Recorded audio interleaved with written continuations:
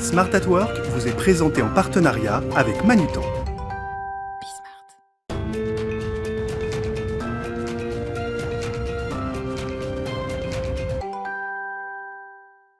Bonjour à tous, bienvenue dans Smart at Work, votre émission mensuelle autour du concept du bien travailler. Alors ce mois-ci, on s'intéresse à l'efficience et à la performance.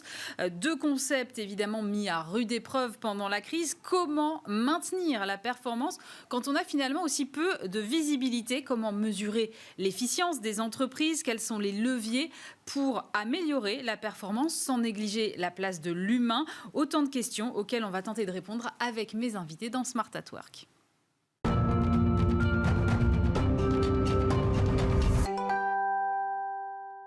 Et pour m'accompagner sur ce plateau, Muriel Cagna-Fisseux, bonjour. Bonjour Aurélie. Vous êtes directrice générale de Stella Partners. C'est un cabinet qui accompagne justement les entreprises dans le développement de leur croissance et leur compétitivité. Croissance, compétitivité, performance, efficience. Finalement, il y a beaucoup de mots et on ne sait pas très bien forcément les définir. Quelle est la différence entre les deux? On pourrait parler de productivité aussi. Comment on définit la performance versus l'efficience? Alors, d'abord, comme on définit performance, il faut savoir si on répond à cette question au singulier ou au pluriel. Parce qu'il y a eu pendant longtemps une performance qui était une performance économique et qui était lue plutôt sous l'angle de la performance financière. Donc finalement, est-ce qu'une entreprise était rentable? Est-ce qu'elle se développait suffisamment? Est-ce qu'elle était en croissance? Est-ce qu'elle atteignait ses objectifs de croissance, et notamment croissance commerciale? Ce qui faisait que les attentions au sein des organisations étaient très orientées sur deux types de performances. La performance commerciale, celle qui fait tourner la boutique, qui fait qu'on grandit et qu'on peut continuer à payer les salaires à la fin du mois, et la performance financière. Voilà, et ça, c'était celle qui était extrêmement attendue par les actionnaires. Ouais. Aujourd'hui, ces deux performances, évidemment, sont toujours sous les feux des projecteurs, elles sont toujours absolument essentielles, mais on ne peut plus se contenter de ces performances-là. De plus en plus, on va parler de performance pas seulement commerciale, mais client. On va même parler d'enchantement du client, parce qu'en fait, depuis 20 ans, il y a des mutations extrêmement importantes sur tous les marchés. Aucun n'y échappe.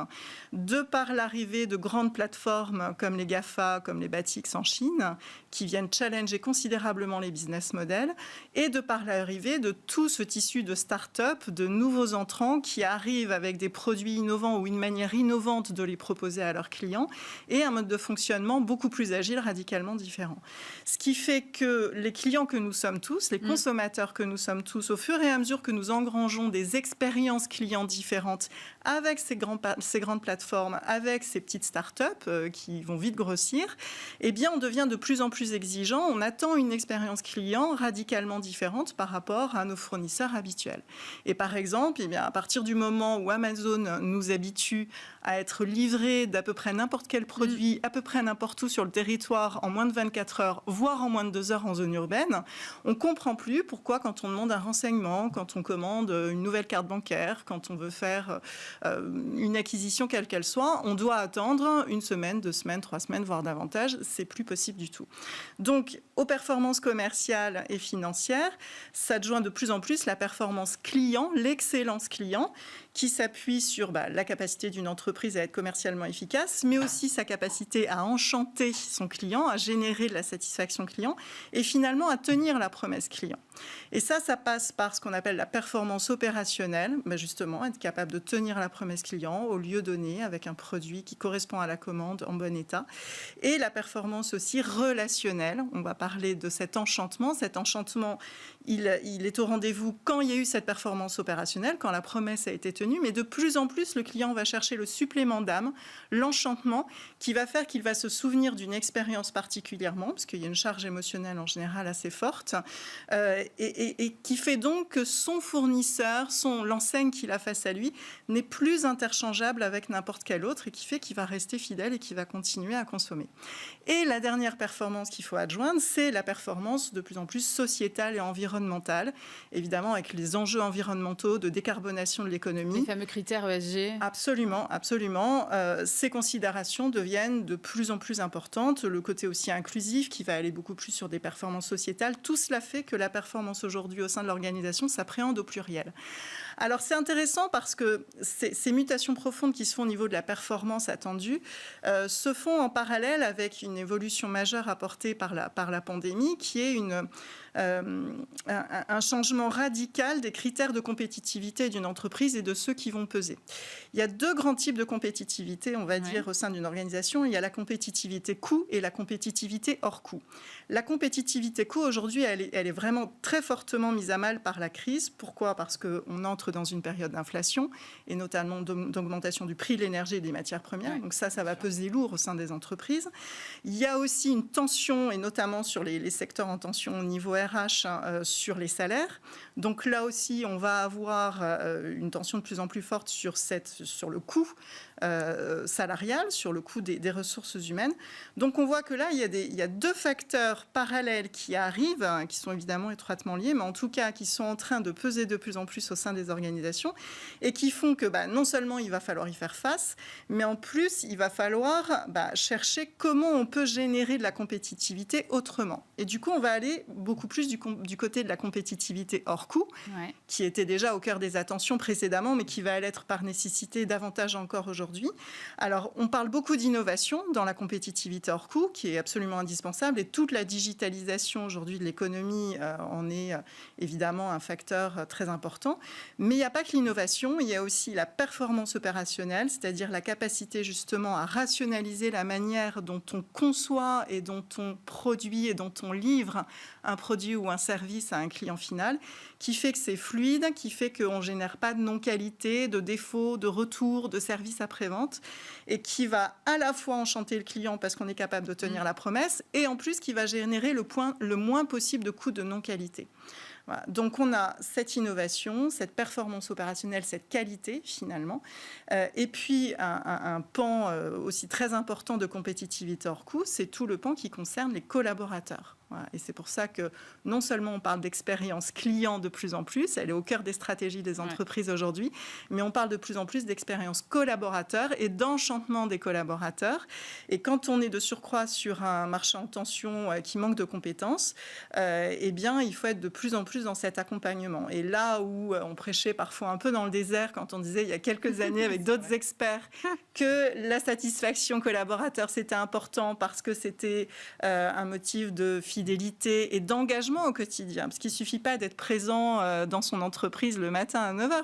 Il faut aussi être engagé, il faut aussi avoir envie de s'impliquer, de bien servir son client, qu'il soit interne ou qu'il soit final. Il faut avoir envie aussi d'innover. Voilà. Donc, la performance aujourd'hui, enfin, plus ça va aller, plus elle va s'appréhender au pluriel et plus seulement au singulier. Et plus la performance financière, qui était quand même pendant longtemps au cœur de toutes les stratégies et des préoccupations, elle ne devient pas secondaire, elle reste indispensable, mais il va falloir y adjoindre d'autres types de performances. Merci beaucoup Muriel Cagna-Fisseux, vous restez avec nous, on va poursuivre cette discussion maintenant que vous avez posé le cadre.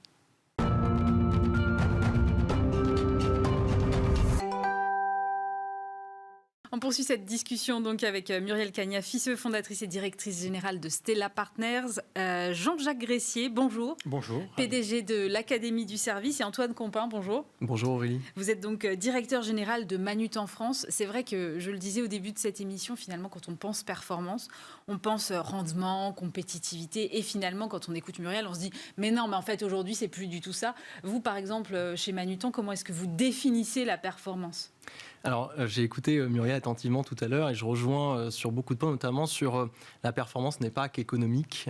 Et chez Manutan, nous sommes donc une entreprise de taille intermédiaire. On est distributeur de matériel aux entreprises en Europe. Et donc, nous avons 6 indicateurs que l'on suit régulièrement. Et tous les mois, on regarde attentivement. Alors, 2 indicateurs, pour le coup, qui sont assez économiques.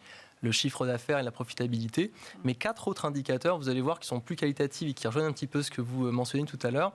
La satisfaction de notre écosystème, donc la satisfaction de nos clients, de nos fournisseurs, de nos collaborateurs, ainsi que l'impact sociétal et environnemental de l'entreprise, qui est un 6e indicateur qu'on vient d'ajouter. Donc on se rend bien compte aujourd'hui que l'entreprise n'a pas vocation qu'à obtenir une performance uniquement économique, mais qu'elle contribue à l'ensemble de la performance de son écosystème.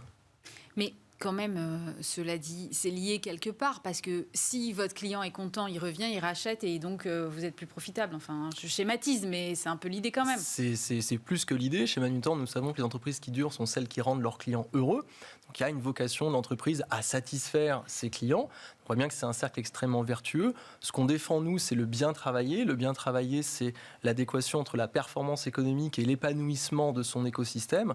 Dans l'écosystème, on a ses collaborateurs. Donc on va évidemment favoriser l'épanouissement et le développement de nos équipes, mais aussi l'impact que l'on a auprès de nos clients, de nos fournisseurs. Et aujourd'hui, on rajoute cette notion environnementale et sociétale. Donc on travaille tous et on contribue à ce que l'écosystème aujourd'hui performe. Jean-Jacques Gressier, j'ai vraiment l'impression que dans ces enjeux de performance, aujourd'hui, on a donc le client qui est au centre. Comment est-ce que vous appréhendez cette question ? Tout à l'heure, Muriel parlait d'enchantement client. Oui, je crois que Muriel a raison de parler aujourd'hui. Les entreprises qui font la course en tête sont celles qui à la fois travaillent sur l'enchantement client, et ça a été très très bien dit tout à l'heure, mais qui vont travailler aussi sur comment j'ai les collaborateurs les plus engagés. Et en fait, on a par moment, par rapport à ce qui vient de dire, opposé, je crois, à un moment, la performance financière, la satisfaction client, la satisfaction des collaborateurs. On a opposé ces concepts, et je crois que la crise a accéléré le fait d'être capable de les rapprocher. On ne sortira du marasme dans lequel on est encore un peu aujourd'hui qu'en réconciliant toutes ces dimensions. Quand on regarde bien les mutations auxquelles on est confronté aujourd'hui, le digital a été accéléré par la crise. Mais ce digital, il est porteur tous les jours de nouveaux services, de nouvelles satisfactions clients. Donc ça, on voit bien que la digitalisation participe de la satisfaction des clients. Mais on a bien vu aussi que cette crise, elle a augmenté la vision d'un monde incertain. On vit tous dans un monde incertain, et dans ce monde incertain, il a fallu redonner du sens. Il faut redonner du sens à l'emploi de nos collaborateurs, et parfois aussi redonner du sens à le fait de me choisir comme fournisseur ou de ne pas me choisir. Le sens, il a aussi permis de revaloriser des métiers de service. Souvenez-vous, au moment où on s'est tous fait confiner, on s'est mis à applaudir les infirmières et les médecins tous les soirs et à offrir le café aux éboueux. Et aujourd'hui, dans le train, pour vous, quelle est la personne qui vous rend le service qui est la plus importante ? Je pense que c'est sa personne qui nettoie les toilettes. Donc on voit bien que la crise, elle a changé la vision qu'on a du monde, et la vision de... Aujourd'hui, ce qu'on veut, c'est des gens qui nous rendent service. Donc c'est ça aussi qui a participé d'une mutation importante. Et la peur de la crise sanitaire a aussi participé. Donc pour moi, il y a trois dimensions. Il y a la mutation digitale du monde, il y a la mutation par rapport à un monde incertain, et en troisième lieu, il y a la peur sanitaire, qui est quand même, on est tous habités aujourd'hui par cette peur. Et cette peur sanitaire, elle a augmenté la conscience, je pense, de chacun de nous, peut-être de fois différentes, de l'importance de sauver la planète. Si j'ai peur pour moi, j'ai peur pour la santé, j'ai peur pour le monde, j'ai peur pour la planète. Donc ces trois dimensions viennent de changer ce qu'était la performance de l'entreprise, où effectivement aujourd'hui elle est multidimensionnelle, mais elle est aussi en voie de capacité à réconcilier ces différentes dimensions et d'arrêter de les opposer. C'est pas parce que j'enchante mes collaborateurs que j'enchante pas mes clients, au contraire. Vous voyez, avant on opposait les choses. Nous on dit c'est pas ou, c'est et. Mais justement, Muriel, comment on fait pour maintenir la performance de l'entreprise dans un environnement qui est tel que celui que vient de décrire Jean-Jacques, c'est-à-dire c'est incertain, on n'a pas de visibilité, on a toutes nos contraintes sanitaires, on a parfois nos problèmes d'approvisionnement. Comment est-ce qu'on fait pour rester performant dans un environnement tel que celui qu'on connaît aujourd'hui ? Alors Jean-Jacques a prononcé un mot qui est fondamental, c'est le sens. La toute première réponse à cette question, c'est continuer à donner du sens ou en redonner quand on l'avait un peu perdu. C'est ça qui fait qu'on a envie de s'engager. Saint-Exupéry disait si vous voulez construire un bateau, ne commencez pas par donner le mode d'emploi et répartir les tâches au sein de votre équipe, commencez à donner à vos hommes et femmes le désir de la mer. Donc voilà, il faut continuer à donner le désir de la mer à ses équipes, quel que soit le niveau auquel on intervient, qu'on soit dans un COMEX, qu'on soit dans une équipe de manutentionnaires comme chez vous. Il faut redonner du sens absolument, il faut revisiter le sens de son entreprise, sa raison d'être, est-ce qu'on est en entreprise à mission ou pas, en revisitant ça par le prisme de la crise évidemment et de tous les éléments que vous venez de citer. Et puis la deuxième chose, c'est le lien, et ça c'est vraiment quelque chose qui est fortement mis à mal par la crise et par la distanciation sociale, qui est un terme absolument épouvantable. Nous sommes des êtres sociaux, nous avons besoin de liens, et quelle que soit notre personnalité, certains plus que d'autres, mais on en a tous besoin. Et le fait d'être en télétravail, le fait de beaucoup digitaliser les processus, le fait d'être de plus en plus loin de ses clients aussi parfois, rompt ce lien, ou en tout cas le met met à mal. Donc il faut beaucoup travailler sur ce lien, mais ce sens et ce lien, on les traite pas de manière stratosphérique et en dehors de l'activité. Et ce qui fait que on est tous là au sein de l'organisation pour travailler, c'est parce qu'il y a un client effectivement à satisfaire au bout, et il y a un métier ou plusieurs métiers à mettre en œuvre. Et donc il faut raccrocher ça au métier. Et aujourd'hui, ce qui fait qu'on a envie de venir dans une entreprise quand on est un jeune diplômé ou quand on est en mobilité, en étant un peu plus âgé, qu'on a envie d'y rester, qu'on a envie de s'engager au quotidien, c'est la fameuse qualité de vie au travail ou le bien-être au travail, qui étaient des thèmes qui étaient très à la mode avant la crise, dont on entend un peu moins parler aujourd'hui, mais on sent bien que ça revient quand même un peu avec cette fameuse symétrie des attentions, cette fameuse expérience collaborateur ou l'enchantement du collaborateur. Mais l'enchantement du collaborateur et le bien-être au travail, c'est pas le petit-déj gratuit comme dans certaines entreprises californiennes. D'autant plus quand on est en télétravail. C'est pas le baby-foot à la cafette. Évidemment, s'il y a des colos pour les enfants, des bons chèques cadeaux à Noël, effectivement, tout le monde est content, c'est la cerise sur le gâteau. Mais l'essentiel du bien-être au travail, c'est deux choses. La première, c'est justement cette qualité opérationnelle, cette efficience du flux au sein de l'organisation qui fait qu'on n'est plus seulement en silo, mais que les gens communiquent entre eux et qu'on va s'organiser les uns avec les autres pour satisfaire le client final, pour tenir la promesse client.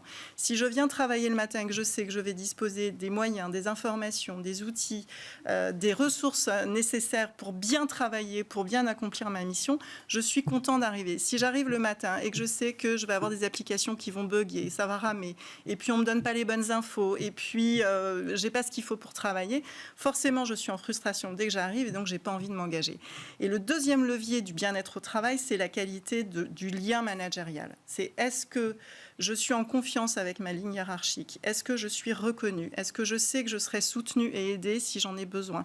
Est-ce qu'on va m'apprendre des choses? Ça, c'est un levier de motivation extrêmement important, l'apprentissage.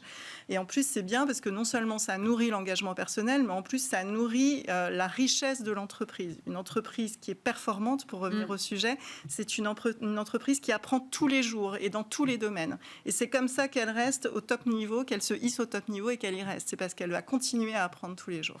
Et donc voilà, est-ce que je vais avoir une ligne hiérarchique qui me donne des perspectives, qui m'apprend des choses tous les jours et qui m'accompagne? De l'apprentissage de l'entreprise à la digitalisation, je pense et l'innovation, je pense que ce sont des sujets qui sont très prégnants chez vous, par exemple chez Manutan. Comment est-ce que vous appréhendez ces sujets-là? C'est vrai que la digitalisation, évidemment, on pense gain de temps, efficacité, tout ça, mais il y a quand même la place de l'humain et ce fameux lien dont parlait Muriel. Où est-ce qu'on met la balance? Alors, la digitalisation, en fait, elle permet plein de choses. Je vais aller sur deux sujets. La digitalisation, elle va permettre d'améliorer, d'automatiser ses process, de gagner du temps, peut-être d'être moins source d'erreurs. Et puis, elle va permettre d'accélérer les transferts d'informations qu'on a avec un fournisseur ou un client, comme par exemple une commande, une facture ou une réclamation. Donc, vous voyez que ça améliore toute une série de process et de qualité d'information, mais ça va surtout permettre d'allouer du temps pour faire autre chose. Et c'est ça qui est intéressant parce que c'est ce qu'on appelle communément des tâches à moins de valeur ajoutée. C'est-à-dire que j'ai une commande que je récupère et je la ressaisis dans un autre système d'information. Le fait de ne plus avoir à faire cette tâche-là va permettre de passer du temps qui, pour le coup, a de la valeur ajoutée pour nos clients, qui sont en demande, Muriel le disait, d'autres choses, d'autres services plus qualitatifs et qui évoluent d'ailleurs quasi quotidiennement, où on va pouvoir allouer du temps, par exemple, aller plus profondément sur des besoins pour qualifier un devis. On va aller pouvoir plus loin sur un projet qu'on va mieux comprendre, mieux qualifier pour pouvoir mieux y répondre. On va pouvoir accompagner un client sur un conseil sur un produit, par exemple. Donc, toute cette digitalisation-là permet ça. Ce qui est important, c'est comment est-ce qu'on accompagne les équipes pour aller dans le sens de cette transformation, puisqu'on voit bien que les compétences ne sont pas les mêmes. L'entreprise apprenante, qui est un terme que vous avez à peu près employé tout à l'heure, c'est quelque chose qui naît aussi par le développement de chacun de nos collaborateurs. Comment faire pour que nos collaborateurs aient accès à des compétences différentes, qu'ils se développent, qu'ils s'épanouissent et qu'ils aident surtout l'entreprise à continuer sa transformation. Un exemple, nous avons chez Manutan, au cœur de notre campus, un bâtiment qui s'appelle l'Université, qui est vraiment à l'équidistance de l'ensemble du campus sur lequel nous sommes, à Gonesse. Cette université permet à chaque collaborateur de se développer par des formations, qu'elles soient collectives ou individuelles, qui vont lui permettre d'acquérir de nouvelles compétences. Et c'est quelque chose d'extrêmement vertueux et qui accompagne l'ensemble de l'entreprise. Donc la digitalisation permet aussi en fait ce développement de compétences. On a parlé du client, on a parlé évidemment du collaborateur. Reste quand même que le client, il attend aussi une qualité et deuxièmement un prix qui lui soit convenable. Est-ce qu'il y a encore la place aujourd'hui pour des prix très bas, comme on a pu le voir pendant un temps, où finalement, vous citiez Amazon tout à l'heure, Muriel, c'est vrai que l'idée c'était de faire du volume avec des prix bas. Est-ce qu'aujourd'hui il y a un retour à l'équilibre, Jean-Jacques Gressier, sur qualité-prix ? Alors, on voit aujourd'hui que les concepts d'offres de produits et services à bas coût se développent bien. Mais quand on parle de qualité de service, on ne parle pas de ça. On parle toujours de l'écart qu'il y a entre la promesse que je vous ai faite, qui peut être une promesse de produits de luxe, une promesse de produits pas chers, mais quel écart il y a entre la promesse que je vous ai faite et le service que je vous apporte. La qualité de service, ce n'est pas l'évaluation du prix, c'est l'évaluation de l'écart entre ma promesse et ce que je vous dis. Je peux très bien travailler sur la qualité de service et être le champion du monde dans un magasin qui distribue les produits les moins chers du marché. Les magasins qui font la guerre... C'est réconciliable ça, parce qu'il y a quand même un coût du service. Alors, c'est réconciliable parce qu'effectivement, vous parliez de digitalisation, mais nous, on parle toujours de l'harmonie entre la digitalisation et l'humain. À chaque fois que je digitalise, effectivement, ça me permet de faire des économies dans la production du service, mais ça me permet aussi de réinvestir du temps dans la relation. Et c'est pas parce que beaucoup d'entreprises aujourd'hui digitalisent, font des économies de coûts de production, mais remettent une grande partie de ces économies dans le cadre de la relation client. Donc on ne peut pas poser une démarche qui voudrait satisfaire une demande de service à bas coût. Vous pouvez très bien prendre un avion low cost et attendre quand même une qualité relationnelle qui vous respecte, où vous êtes reconnu comme un être humain. Ce n'est pas parce que vous êtes dans le low cost que vous êtes un numéro. Nous, on a travaillé avec McDonald's sur tous les restaurants de France. On voit bien que c'est quand même une entreprise qui a quand même... C'est quand même la restauration que peuvent se payer, on va dire, tous les Français. C'est le restaurant des familles de France, on peut le dire comme ça. Quoi qu'on pense du hamburger, c'est quand même ça leur approche. Mais quand on a travaillé avec McDonald's, on a travaillé sur le fait de dire on doit arrêter de considérer nos clients comme des numéros. On doit les accueillir comme une famille et on doit même aller les servir à table. Donc, faut pas opposer. On ne peut plus opposer aujourd'hui la notion de bas prix ou la notion de ce service à pas cher avec la notion de relations humaines, de qualité de service et de satisfaction. Dans tous les cas, ce qui fera l'expérience client, c'est le souvenir émotionnel que le client garde de son expérience avec vous. Mais vous pouvez très bien avoir une expérience émotionnelle très satisfaisante pour un service à pas cher parce que vous aviez décidé que ce service, vous ne vouliez pas le payer cher, mais ce n'est pas parce que vous avez décidé d'y mettre moins d'argent que vous accepteriez d'être traité comme un numéro ou d'être maltraité. Donc une entreprise low cost qui ne traite pas bien ses clients, elle meurt. Mais alors qu'est-ce qui est le plus important, Muriel ? C'est la qualité de service ou la qualité produit ? Mais les deux vont ensemble. De toute façon, dès lors qu'une entreprise a une culture de qualité, elle l'applique aux produits et aux services. Ce qui est difficile dans les entreprises, souvent quand elles sont dans cette mutation justement vers l'expérience client, vers l'enchantement client, c'est que quand on fait des gains de productivité sur un processus donné, comme il y a quand même un très fort conditionnement tayloriste des élites économiques et notamment des dirigeants de société, on a envie de profiter de ces économies, de cette productivité générée par la rationalisation pour gagner en profitabilité. Mais oui. Donc, quand j'entends un dirigeant comme celui qu'on est aujourd'hui avec nous, qui s'exprime en disant nous c'est génial parce que quand on fait des gains de productivité, directement on l'investit sur les collaborateurs. Moi je bois du petit lait, mais je peux témoigner que c'est pas encore le cas dans tous les comités exécutifs et tous les CODIR de France ou d'Europe.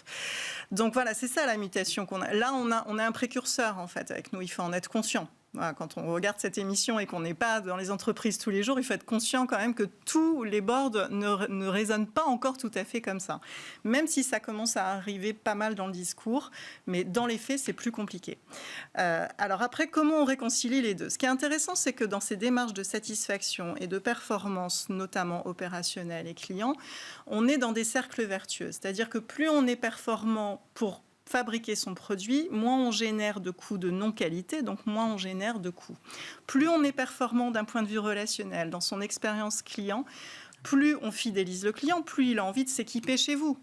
Et plus il va être prescripteur en plus. Ouais. Donc ça va aussi servir à la croissance.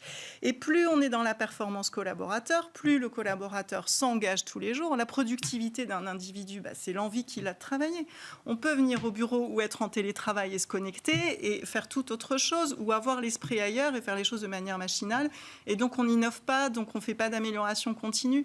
Donc voilà. Donc ce qui est intéressant dans ces démarches de performance, que ce soit produit opérationnel, service, un collaborateur, c'est qu'elles sont vertueuses. Dès lors que l'entreprise se les approprie, qu'elles sont bien incarnées par les dirigeants et par les lignes managériales, elles sont vertueuses et elles vont générer de la productivité, de la profitabilité qui va permettre de maintenir ses prix, voire de les baisser si le marché l'exige, si le niveau de concurrence l'exige. Alors Muriel, vous faites tout un tas de compliments, Antoine, en disant que vous êtes précurseur. Je ne sais pas si vous êtes précurseur, mais en tout cas, est-ce que ce n'est pas en lien aussi avec le type d'entreprise que vous dirigez, c'est-à-dire que c'est une ETI et qu'on parle souvent quand même de la performance des ETI? Alors, je ne sais pas si c'est spécifique aux entreprises, mais je vais aller sur un sujet, sur la qualité des produits et des services, qui, pour le coup, est quelque chose qui est très important pour Manutan. La qualité du produit a une autre vertu, je trouve, c'est que quand on va s'approvisionner, par exemple, sur des marchés asiatiques qui ont peut-être vocation à fournir des produits peut-être de moins bonne qualité, peut-être à un niveau de prix plus intéressant, on voit bien ici que quand on va chercher des produits made in Europe ou made in France, qui est quand même quelque chose sur lequel on se focalise nous aussi en tant que TI, parce qu'on a vécu quelque chose depuis 2 ans qui nous a amené et qui a catalysé vraiment ce phénomène-là, on va aller chercher des produits qui, par définition, sont de meilleure qualité, voire de très bonne qualité, mais qui peuvent aussi avoir un prix plus important. Et ça a une vertu aussi, c'est qu'un produit de bonne qualité va être plus simple à circuler dans une seconde vie du produit et à intégrer en fait une autre étape de la vie du produit qui va être potentiellement réparé ou réutilisé ou recyclé. Et là, on voit bien que plus un produit est de bonne qualité, plus il va être capable de rentrer dans cette seconde vie, dans ce second cycle de vie de ce produit-là. Donc, quelque part, on ne peut pas prendre en considération que le prix du produit. Il faut prendre en compte la totalité de la vie du produit qui va définir que dans ces cas-là, il est intéressant parce qu'il peut rentrer dans ce cycle-là. Vous comprenez ? Oui, absolument. Mais c'est ce qu'on disait tout à l'heure finalement avec Muriel. Aujourd'hui, les critères ESG sont de plus en plus importants et j'imagine que c'est aussi une attente des clients. Alors, c'est l'attente des clients, puis c'est aussi une attente qui va au-delà, puisqu'aujourd'hui, on demande aux entreprises de plus de 500 employés d'avoir une performance extra-financière. Donc, on a beaucoup parlé tout à l'heure de rentabilité, de performance économique. On voit bien que dans extra-financière, il y a quelque chose encore un petit peu différent, où on va aller aujourd'hui sur le bilan carbone des sociétés. On va demander à chaque entreprise d'être au clair sur sa consommation en propre pour pouvoir en fait gérer son activité. Quel est mon bilan carbone quand je consomme pour mon activité et puis quelle est ma consommation d'énergie aussi pour fonctionner. Et on voit bien qu'en Europe, avec cette nouvelle directive, la directive CSRD qui arrive pour les entreprises de plus de 250 salariés, on va même aller sur ce qu'on appelle le scope 3. Donc on va vous demander de montrer ce que vous consommez comme énergie, comme carbone, votre empreinte sur les relations que vous avez avec vos fournisseurs et vos partenaires. Donc oui, il y a une vraie volonté d'avoir un angle extra-financière dans la performance et c'est ça qui rend vertueux aussi le fait de s'intéresser non pas qu'à sa propre entreprise, mais à tout l'écosystème qui est autour. Et on rejoint quelque chose que j'aime beaucoup, nous parlait Jean-Jacques tout à l'heure, c'est pas gagner contre, mais c'est réussir avec.